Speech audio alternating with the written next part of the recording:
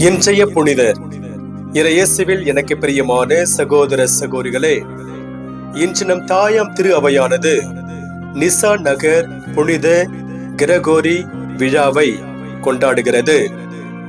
மறைசாட்சியின் மகளான எமிலியாவின் புதல்வனான கப்பதோக்கியாவின் தலைநகரான செசரையாவில் ஏறக்குறைய 334ஆம் ஆண்டு பிறந்தவர் கிரகோரி.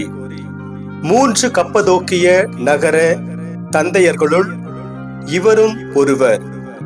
மற்றவர்கள் புனித பெரிய பாசில் மற்றும் கிரகோரி நசியான்சன் ஆவர். 10 குழந்தைகளுக்கு பெற்றோரான இவரின் தந்தை பாசில், தாய் எமிலியா இருவரும் புனிதர்கள். இவரின் பாட்டி மேக்ரினா, சகோதரர்கள் பெரிய பாசில் மற்றும் செபஸ்தே பீட்டர் மற்றும் சகோதரி மேக்ரின் அனைவருமே முன்மதியுடைய கன்னியராக வாழ்ந்து புனித நிலையில் இருக்கிறார்கள். தமது அண்ணன் மீது தம் உயிரையே வைத்திருந்த கிரகோரி, எமது தந்தையும் ஆசிரியனும் என்று அண்ணனை புகழ்ந்தார். புனித பாசில் தமது தம்பிகள் இருவரும் கல்வி அறிவு பெற்று வரலாற்றில் நிலையான இடத்தை பெற வேண்டும் என்று முயற்சிகள் மேற்கொண்டார். அண்ணனின் எண்ணப்படி நன்கு படித்தாலும் சுறுசுறுப்பு இல்லாதவராகவே கிரகோரி இருந்தார். ஒரு நாள் ரோமையின் 12ஆம் படையணியை சேர்ந்த 40 புனிதர்களின் திருப்பண்டங்கள் கிரகோரியின் வீட்டிற்கு அருகில் இருந்த கோவிலில் நிறுவப்பட்டது. இது இவருடைய மனதில் பெரிய தாக்கத்தை ஏற்படுத்தியது.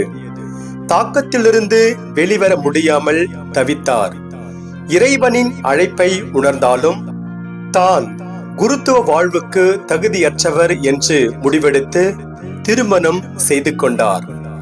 தம்பியிடம் வெளிப்படும் இறைவனின் அன்புருவை கண்டு கொண்ட புனித பாசில் மற்றும் கிரகோரி நசியான்சன் இருவரும் தொடர்ந்து கிரகோரியிடம் ஆன்ம உரையாடல் நடத்தி வந்தார்கள். இறைவனின் குரலுக்கு கிரகோரி செவிமடுத்தார். ஏறக்குறைய 362ஆம் ஆண்டில் குருத்துவ திருப்பொழிவு பெற்றார். ஆளுநரின் அவையில் கிரகோரி மிகவும் மோசமாக நடத்தப்பட்டார். எனவே மனம் வெறுத்து போனவராக தப்பிக்க வழி தேடினார். கிடைத்தபோது தப்பித்து சென்று பாதுகாப்பான இடத்தில் மறைந்து கொண்டார். 376இல் கூட்டப்பட்ட நிசா நகர பெருமன்றத்தின் முடிவின்படி கிரகோரி ஆயர் பொறுப்பிலிருந்தும் அகற்றப்பட்டார். 2 ஆண்டுகள் பேரரசன் வாலன்ஸ் மறையும் வரை நகரம் நகரமாக, கிராமம் கிராமமாக, தலைமறைவாக ஓடிக்கொண்டே இருந்த வாலன்ஸின் மறைவிற்கு பிறகு 378ஆம் ஆண்டு புதிய பேரரசர் கிராசியன் கிரகோரியை ஏற்றுக்கொண்டு மீண்டும் ஆயர் பொறுப்பை வழங்கினார். சில மாதங்களிலே 379ஆம் ஆண்டு ஜனவரியில் இவரின் அண்ணன் பாசில் இறந்தார். அதன் பிறகு கிரகோரி முழு வீச்சில் பணியாற்ற ஆரம்பித்தார். இறையியல் மெய்யியல் சார்ந்த கட்டுரைகளும் மறையுரைகளும் எழுதினார். ஆன்ம வாழ்வு குறித்து எழுதினார். மூவொரு இறைவன் பற்றியும் கிறிஸ்துவின் இறை மனித இயல்பு பற்றியும் யாராலும் ஈடு கொடுக்க முடியாதபடிக்கு பேசினார். இறைவனை தனி ஜெபம் மற்றும் தியானத்தில் மட்டுமல்ல, குழு வழிபாட்டிலும் திருச்சபையின் தூய வாழ்விலும் கண்டு கொள்ளலாம் என்றார்.